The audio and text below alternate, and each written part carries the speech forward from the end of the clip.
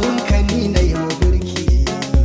na ɗauki wani gangamin aiki zan wake sai ya dawowar ɗaki Allah ka sa in ba da mamaki da na yi yabo a ganta yar kirki ta ka sanni sanni fauziya yar annabu ba kamar giya zahara